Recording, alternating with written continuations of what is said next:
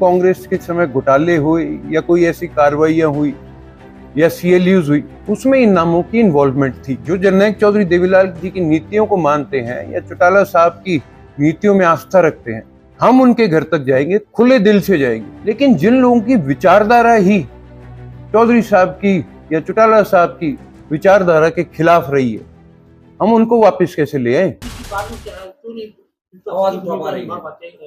क्योंकि ये बात तो सच है कि जब कांग्रेस की सरकार थी, जिन नामों की आपने भी चर्चा करी, वो नाम इसीलिए उठते हैं क्योंकि उस समय में जितने कोई कांग्रेस के समय घोटाले हुए या कोई ऐसी कार्रवाइयां हुई या सीएलयूज हुई, उसमें इन नामों की इन्वॉल्वमेंट थी और मिलजुट के ये काम किए गए थे।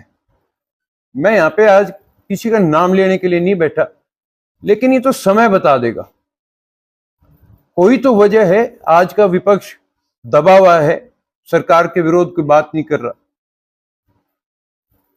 जी, आपका सबका फोकस जेजेपी का भी है, पुराने कार्यकर्ताओं वापस लाने का आपका भी है, किस तरह से मुमकिन हो पाएगा? दो साथी चले गए, जेजेपी है कहाँ, मेरे को ये तो बता दो।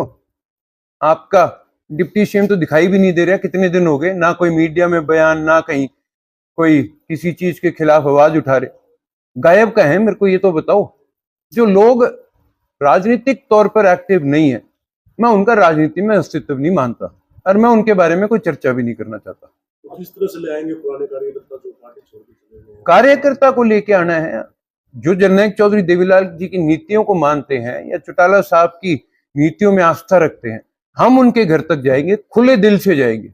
उनके अंदर आज भी शायद कुछ बातों को लेके संकोच होगा कि भाई उस टाइम गलतफहमी का शिकार हो गए, वापस कैसे जाए या क्या बात करें जाके। वो लोग बेफिक्र रहे और आपके माध्यम से उन तक एक मैसेज देना चाहता हूं, मैं चल करके उनके घर आऊंगा, मैं आकर के उनसे मिलूंगा और कैसे उनको परिवार में, पार्टी में वापस लेके आना है, वो मैं जाकर के पहल करूंगा।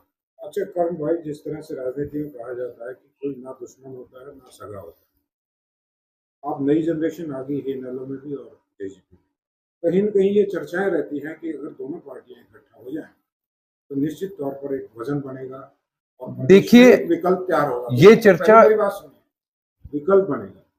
तो क्या आप लोगों को नहीं लगता कि ऐसे प्रयास होने चाहिए? जिस तरह की बयानबाजियां होती हैं, कहीं न कहीं कार्यकर्ता मायूस है, उधर से भी आपका भी, तो इस चीज की तरफ क्या कदम नहीं बढ़ाया जा सकता? आप कार्यकर्ता की चिंता ना करें।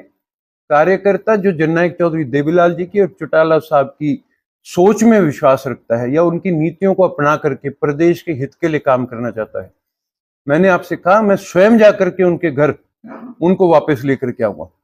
लेकिन जिन लोगों की विचारधारा ही चौधरी साहब की या चौटाला साहब की विचारधारा के खिलाफ रही है, हम उनको वापस कैसे ले आए?